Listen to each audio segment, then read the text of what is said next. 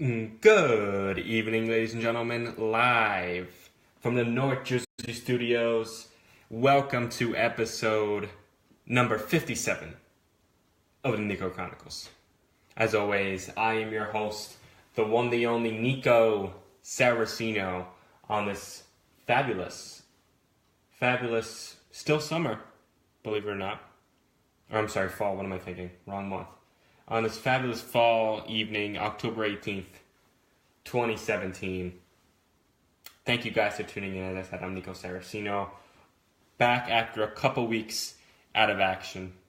If you recall, last episode was October 5th, Thursday. We're here on a special night, a Wednesday evening here. So, a lot scheduled tonight. But specifically, a lot of one sports. Shout out to the NBA for kicking off yesterday evening. It was only 2 games on the slate, but they were 2 exciting games indeed. First of all, we take it to the East Coast. Celtics and the Cleveland Cavaliers. I don't know how the schedule makers did this. They had this schedule done before Kyrie was traded to the Celtics. Yeah, he was traded. They had it done before that, and it worked out great. Facing his former team, Kyrie facing his former team in Cleveland. So kicking off the game, he did get his share of boos. You know, he reportedly switched to Boston because he wanted the limelight. He wanted to be the man.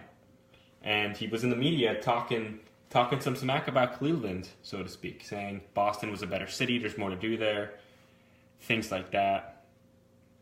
So, you know, there was a lot of pot stirring, if you will. So, Celtics had a lot to look forward to, of course. Gordon Hayward there, the $128 million man, Kyrie Irving, a bunch of other weapons as well. You have Tatum there. You have Jason Tatum, Al Horford, Jaylen Brown, who looked impressive last night, Marcus Smart, Terry Rozier. All these guys. Well, long story short, guys, the Cavs did pull this one out 102-99. But 6 minutes into the game, I mean, you got to feel bad for Gordon Hayward here. 6 minutes into the game, Gordon Hayward is going up for an alley-oop on a fast break, and he comes down awkwardly.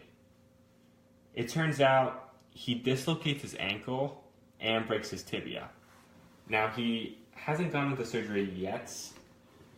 According to Adrian W. of ESPN, he's supposed to be going into surgery tonight, so he probably didn't already have it.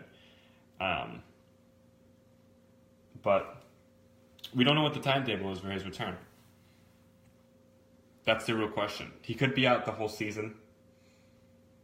I mean, I was talking about it with a coworker earlier. I think he could be out.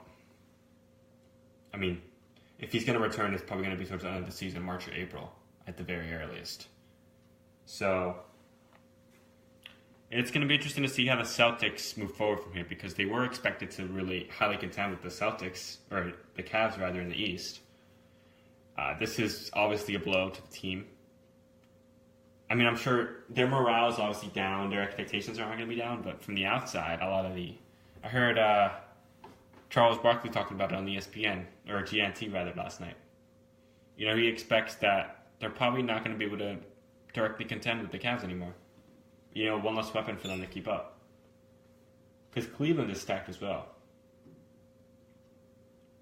They have practically the same roster minus Kyrie, but they traded for DeMarre Carroll in that deal.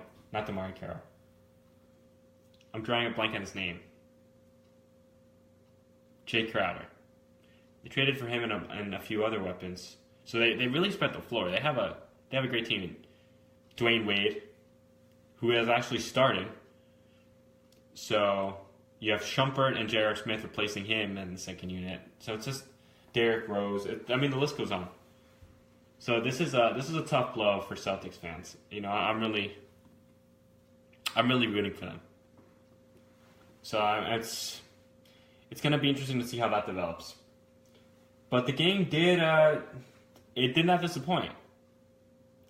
Early in the second quarter, Celtics trailed by as many as 18 points. They come all the way back. This was after I went to sleep. This was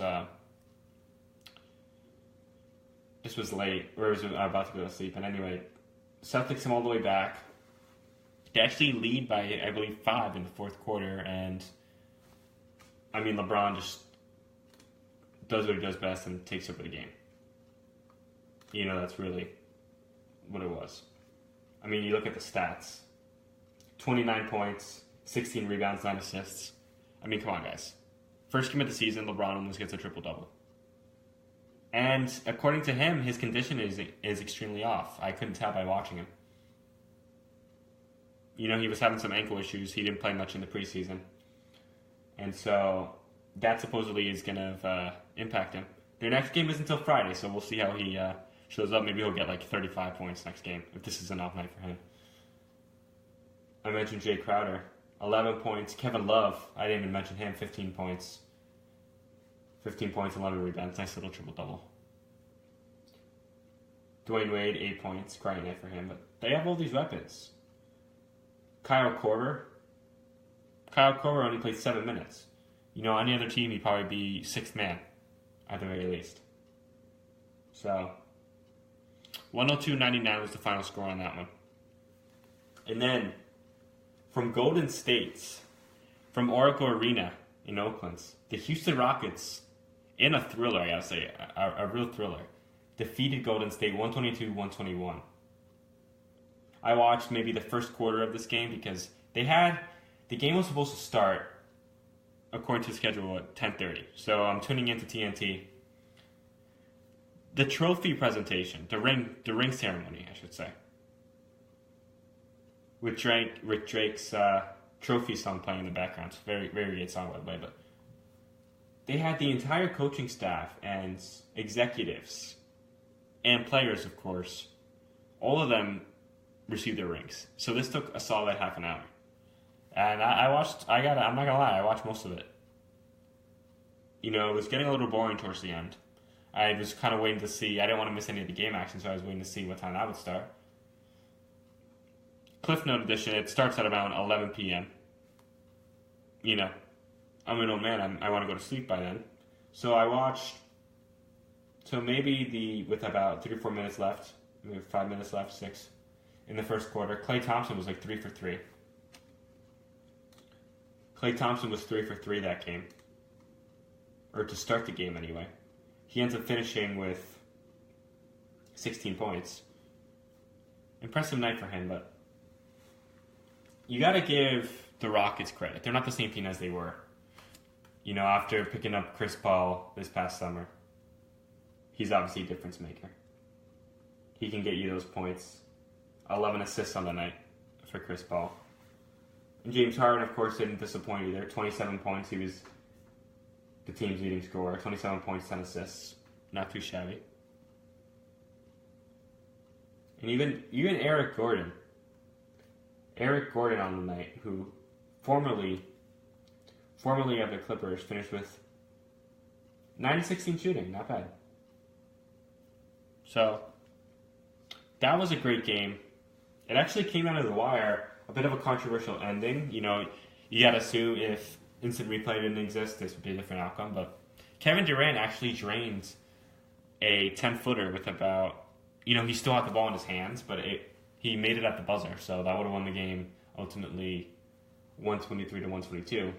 You know, after reviewing the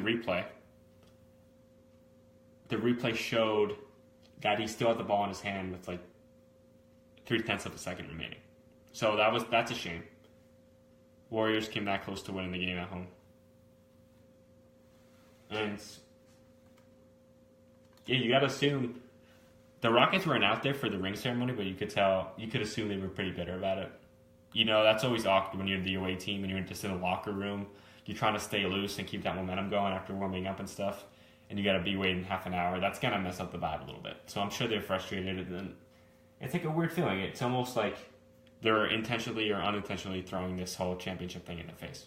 I mean, rightfully so. They've won 2 championships in the past 3 years. They didn't win 2 years ago, if you guys recall, when they lost to the Cavs, but they did win last year and 2 years prior to that. So you got to give them the respect. You know, they're currently the alpha dog in the NBA. So Not the outcome the Warriors and their fans wanted. Nonetheless, it was a very good game. I was very happy with the first day of NBA action. And even as we move forward, I just want to touch upon another injury, actually. Draymond Green, who is one of the leaders of that Warriors squad, actually did get injured end of the third quarter. He had an MRI today. It was a strained left knee. It looks like, from what we saw and what NBA.com is saying, when he was driving to the basket, he kind of took an awkward shot and landed awkwardly on his leg. And, he must have strained something, obviously, with this diagnosis. So, they're going to wait for tests tomorrow. We'll probably hear back something, but hopefully not too serious. And even with Gordon Hayward, Kobe Bryant released a little message via Instagram, and it's very touching if you guys check that out on Kobe's profile. But pretty much wishing him best, telling him he's going to come back better, and, he's telling him, keeping it real. Like, he was like, listen, Gordon, you're probably going to be regretting this, wishing you made a different play, wishing that play never happened, wishing you made a different decision at that point, but you have to move forward and come back, Pretty much say you got to appreciate the little milestones coming ahead. And so when you're fully healthy, you won't take it for granted. You'll realize how important your legs were. So it's going to be interesting. I think he appeared on the Jumbotron tonight at TD Bank Arena as well. So the Celtics fans loved it. But yeah, speedy recovery for Gordon Hayward. Wishing nothing but the best for you, buddy. So within the past 24 hours, quite a few storylines. A lot of games tonight, a lot of teams playing their first games tonight. My Brooklyn Nets, of course, playing the Indiana Pacers. The Brooklyn Nets, the new look Brooklyn Nets. Minus Brook Lopez, they have Karis LeVert, Allen Crabbe, Jeremy Lin, D'Angelo Russell, Isaiah Whitehead. They got a lot of weapons. They're going to be exciting. They're a young team in a bit of a rebuilding process, I think. But they're currently trailing the Pacers 122-114. The Paul George-less Pacers. Orlando Magic in the battle for Florida, leading the Heat 102-91. 101-92, rather. And here's a good matchup in the East. Sixers and Washington Wizards right now on ESPN. Currently 98-99 Wizards. The problem with the Sixers is that they struggle to remain healthy. They have a lot of weapons such as Ben Simmons, Covington, Joel Embiid, JJ Redick signed this year. Markelle Fultz, the number one pick in last year's draft. Hopefully they can stay healthy because they do have a lot of weapons. You look at Ben Simmons on the night thus far. 14 points. Covington, 24 points. Embiid, who's a blocking machine. 12 points, 10 rebounds, a double-double in that one as that game's winding down. So they got a lot of potential. And that division that the Brooklyn Nets are in, the Atlantic division, that's a stacked division that the Knicks have to keep up with. The Knicks, it's going to be tough for them losing Carmelo, but they could be interesting to watch. And then, of course, you have the Celtics and the Sixers. So minimum two other teams who are, barring any injuries or anything like that, they're set to be competitive. So those matchups are going to be intriguing to watch. They are. So we'll keep an eye out on that. The Sixers actually just took the lead, 199. So they're fighting back. They're very interesting. I think an exciting matchup is going to be when the new look Rockets, Oklahoma City Thunder with Carmelo Anthony, newly acquired Paul George as well. Russell Westbrook finally has somebody to play with since losing Kevin Durant. They're going to be fun. They're playing the Knicks, who I just mentioned. So tough game for the Knicks at Chesapeake Energy Arena tomorrow night on TNT, 8 p.m. Eastern Time. By the way, shout out to my mom tuning in via Facebook Live. Appreciate the support, Mama. But yeah, a lot to look forward to in the NBA, in the association. This is one of the most wonderful times of the year, besides like the Super Bowl. You know, I love football as well. And we're already heading into week 7 of the season. And I'm happy to say, after 6 weeks, the Giants, New York Giants, finally did win a game. A shocker in a game in which they were the huge underdog. The Denver Broncos coming into this one were 3-1. Or 3-2 rather. So the Giants pulled this one out. They're now 1-5. You know, finally getting a win in the W column. 23-10. Janoris Jenkins, a nice little pick 6 of Trevor Siemian. Siemian did get injured in this game. So Brock Osweiler actually was the one who got intercepted, I believe, if I'm not mistaken. But Siemian, who got hurt, 29-50 for 376 yards. Manning actually did not do much, contrary to popular belief. You see the score, you assume the offense kind of did their thing. Manning, 11-19, only 128 yards. He did throw a touchdown pass to Evan Ingram, who was very impressive, might I add. 5 receptions for 82 yards. And Roger Lewis as well, 1 reception, 15 yards. Wayne Gallman, some carries.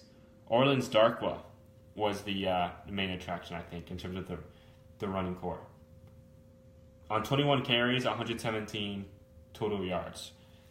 So 5.6 yards per carry. That's a very respectable run average. Very respectable. So the Giants are going to be back home.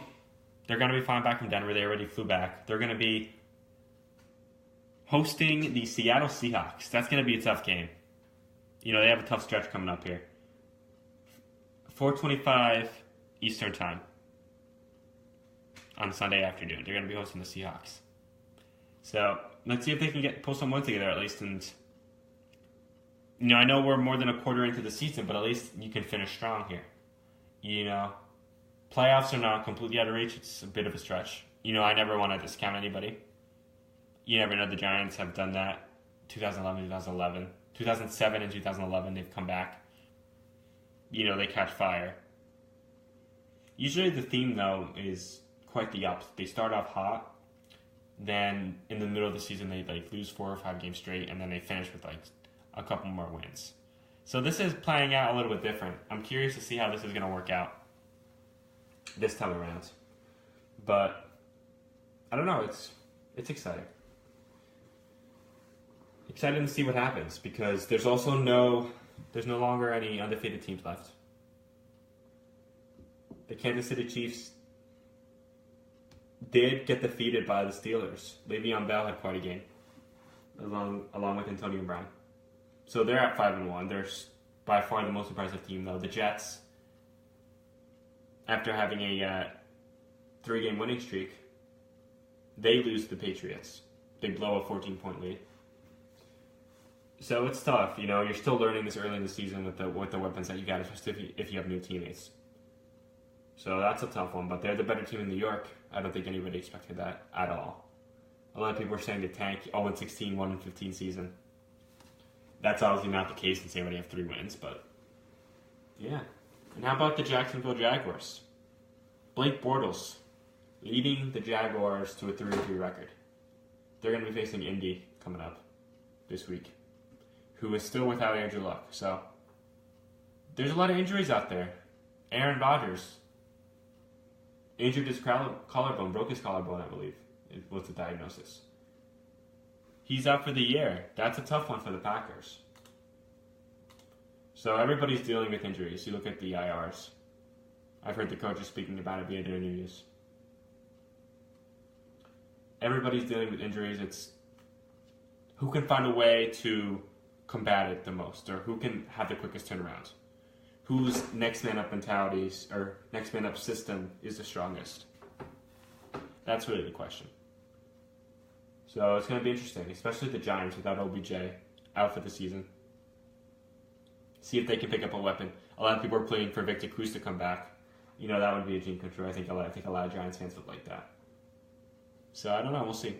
Although reportedly, he wasn't producing the stats that they wanted. I think that's what it came down to, according to the front office.